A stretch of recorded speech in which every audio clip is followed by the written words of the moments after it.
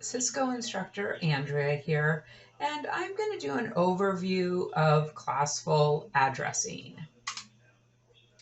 First, let's talk about how IP addresses get assigned. The organization that more or less starts this process is ICANN, or the Internet Corporation for Assigned Names and Numbers.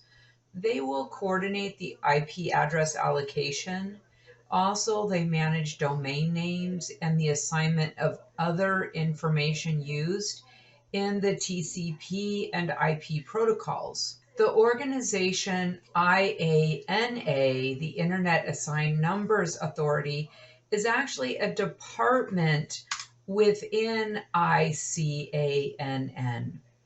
They manage and allocate blocks of IPv4 and IPv6 addresses to regional areas across the globe. And these regional areas are called Regional Internet Registries, RIR. So the RIRs are under IANA, and IANA is under ICANN. These are some terms that you may need to know on the CCNA exam. There's other internet and IT certification exams that could ask you for this as well.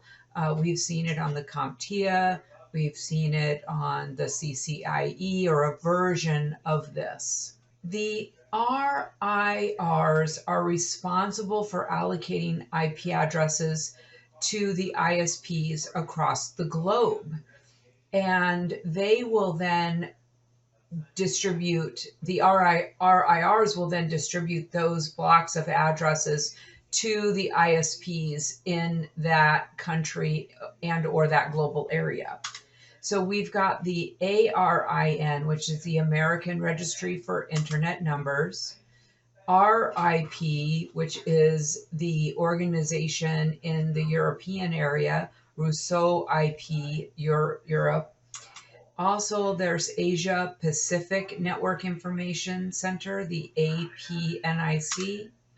AFRINIC, this is going to be for all of the African countries, African Network Information Center. And lastly, LACNIC, the Latin American and Caribbean Information Center. That's just a little background of how these IP addresses get distributed. Now let's talk about what legacy classful addressing means. Historically, there was a range of addresses assigned to companies based on the size of their company. These classes were a Class A, a Class B, and a Class C. If you had a really big, huge company, you would get a Class A address. If you had a mid-sized company, you'd get a Class B. And if you had a small company, you would get a Class C. As companies began to grow and people began having internet and networks in their homes, this addressing scheme did not work at all. This is partly what led to running out of addresses so quickly. The reason we still need to understand legacy classful addressing is because all of our devices actually default to classful addressing. As a network administrator, or anyone who's going to be managing a DHCP server or DHCP, we need to have an understanding of classful addressing for this reason. The original addressing was A, B, C, D, and E. And the addresses, again, were allocated based on size. So a Class A address would be an address that started with a number in the first octet between 0 and 127, and it was a /8.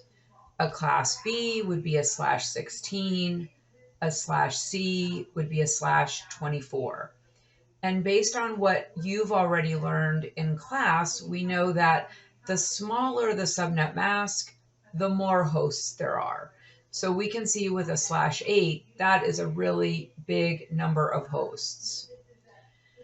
This again became really unmanageable because there were so many wasted addresses. And this led to running out of addresses. Mostly what we are going to be dealing with is A, B, and C. Let me also just address this class D. Maybe by now this address looks familiar to you, something that starts with a 224, and that would be going through 239. Those are our multicast addresses. That octet range, 224 through 239, has been reserved for multicast groups. A class E, these are thought or known to be experimental. I really have no idea what they use them for. This is going to be the 240 through 255. Today, what we use is something called classless addressing, variable length subnetting, or also it might be called CIDR, C-I-D-R, classless interdomain routing. We'll be talking about CIDR and VLSM later. However, this is just addressing classful addressing. Let's start by looking at our Class A address. First of all, a Class A address will support more than 16 million host addresses. I think we can all agree that there's probably not a lot of networks that need to be 16 million hosts big. It will use a prefix length or a subnet mask of /8, the 255.0.0.0. Also, all addresses will begin with a 0 as the most significant bit. So as you are looking at the first octet and the first bit, that will be a 0. Let's take a closer look at an example. Remember, it supports 16 million hosts. How did we get to that? Well, 2 raised to the power of 24, which is the number of host bits, is a lot. It's like 16 million or above addresses. Also, it's going to use the /8 prefix length. And all of the addresses will begin with a 0. If we look at this address of 99.10.0.0/8, I can see here that my network bits are in the first octet. All of the others are my host bits. In order for this to be a Class A address, we have to see 0 in the first octet in the first position, and it has to be a /8. Now let's look at a Class B address. A Class B address will support approximately 65,000 hosts. It's going to use a /16 for the prefix length. 255.255.0.0 will be our subnet mask. All addresses will begin with the bits 1, 0 as the most significant bits in the first octet. Let's take a look. 2 raised to the power of 16 gives me 65,536 total addresses. If I subtract 2, it's 65,534 for my usable. And again, here in green are my host bits. That's how I got this number of hosts. Next, my prefix length or my subnet mask is a /16. So the first 16 bits are network bits. And lastly, the first 2 bits in the first octet need to be a 1, 0. In order for an address to be a Class B address, both have to be true. I have to have a /16 as well as 1, 0 in the first octet. Next, let's look at a Class C. For a Class C address, it's going to support 254 hosts, a smaller network. It will use a /24 for the prefix length for a 255.255.255.0.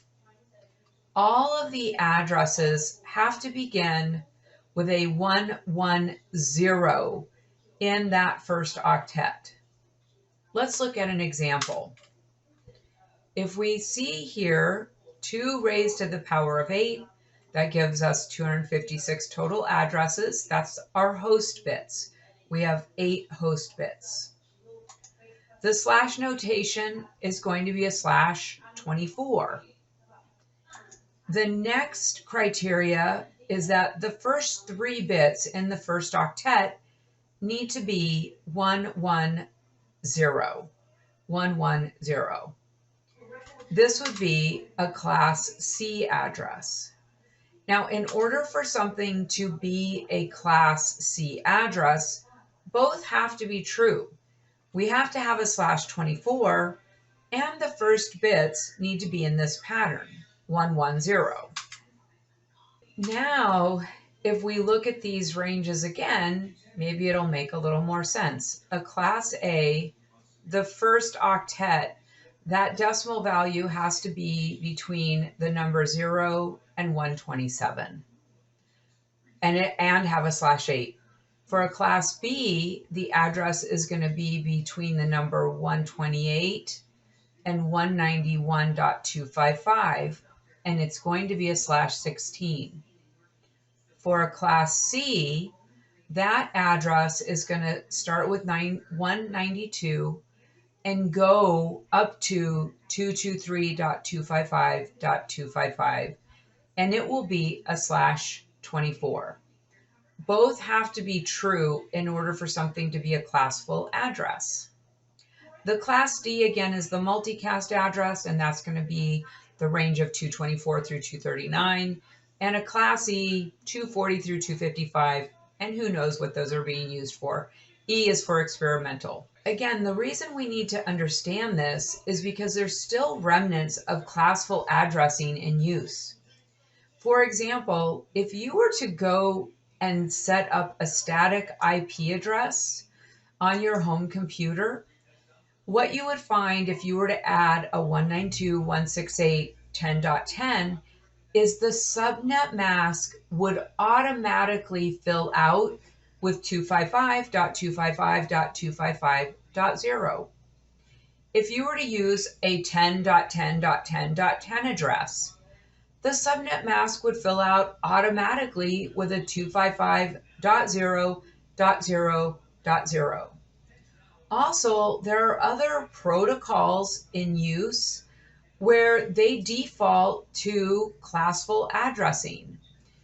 And so if you assign an IP address to an interface on a router, for example, or a routing protocol like RIP, those will automatically default to classful addressing. If you assign a 10 address, it's going to default to a /8. If you assign a 180 address, it's going to default to a /16 or a Class B. It's important that we as network administrators understand that so that we can manage it and not always let a default value go into place. The addressing system that we use today is called CIDR, Classless Interdomain Routing. And this is the process of using VLSM, variable length subnet masking, where we are not locked into a /8, a /16, or a /24. Now, that's not to say that we cannot use those. It's just that we're not locked into them. I can use a /22. I can use a /26 or a /12. I can base my subnet mask on what I need in the way of the number of hosts. Let's take a look at some examples of addresses and determine the address class. We're going to look at 192.168.20.5. Now, just by looking at this address, I can make a decision about what the subnet mask is and what class of address it is. How would I do that? I would take a look at the first octet, which is 192, and I would bit that out, and then I would look for the pattern in the first octet, and I'd look at the bits and determine, is this an A, a B, or a C? In this scenario, I can see that it's a 1, 1, 0. I know that because the number is a 192 and my pattern is 110, this is going to be a Class C address. My next example is 176.200.10.7. Again, I'm going to take a look at the bit pattern in the first octet. I can see here my bit pattern starts with 1, 0. Because the pattern is a 1, 0, I know that that is a Class B. And my last example is the address of 96.10.7.2. I'm going to look at the first octet, and I see here that the very first bit is off. Because the first bit is off, I know that this is going to be a Class A address. If you ever see a question like this and it doesn't give you a subnet mask, then you will automatically assume classful addressing. Let's take another look at figuring out the network address. In this scenario, we've got the same IP addresses. And so I know that 192.168.20.5 is a Class C address. How do I figure out the network address? Well, that's easy. Because it's a Class C, I know that the subnet mask is a /24. 255.255.255.0. My first 3 octets are part of my network. My network address would be 192.168.20.0/24. Let's look at the next example. 176.200.10.7. That is a Class B address. Because it's a Class B address, I know that the subnet mask is a /16, 255.255.0.0. The first 2 octets are the network. The last 2 octets are host bits. That makes my address 176.200.0.0/16. Lastly, my Class A address. My Class A address is a /8, a subnet mask of 255.0.0.0. I know then that the first octet is part of my network, and the last 3 octets are all host bits. My network address would be 96.0.0.0/8. Okay, let's quiz ourselves. We are going to look at the value or the address over here and determine if it's an A, a B, or a C. 10.0.1.2. The first octet is the number 10. So I know that the first bit is turned off. That makes it an A. A /24. Well, if you're like me, you know that a /24 is a Class C. Now I'm looking at this binary address, and I see that it starts in the first octet with the bit values of 1 and 0. When I see a 1 and a 0, I know that that's a Class B address. Next, 140.198. I need to bit that out. If I bit out 140, I know that the first bit is turned on, the 128, and the next bit is turned off. And so right there, I can already tell that this is a Class B address. Next, a /8. A /8 is an A. How about 98.90.4.5? Same thing here. All I need to do is look at the 98. And I know that the very first bit value in the first octet is turned off. That makes this a Class A. 208.168.5.2. If I bit out 208, the 128 is turned on and the 64 is turned on. Right there, I know that I've got a Class C. Next, a /16. I know that a /16 is a B. Let's take a look at this 110. That's 192. That's going to be a Class C because the first two bits are on and the third bit is off. And lastly, a 01. When the first bit is off, that is a Class A. Let's try another example assignment. In this scenario, we're going to look at the IP address and the subnet mask and determine if this is a Class A, a Class B, a Class C, or is this a classless address? If we look at this first one, 10.0.1.2/8, we have to ask ourselves, are the two criteria needed to be a Class A met here? So yes, this is a /8. Then I'm going to look at the 10 and think about that first octet. Is the first bit in the first octet turned off? If the answer is yes, and it's a /8, that would be a Class A. Remember, both criteria have to be present in order for it to be a Class A. Next, we look at 200.160.25.3, and it's a /24. Because it's a /24, that begins to suggest it's a Class C.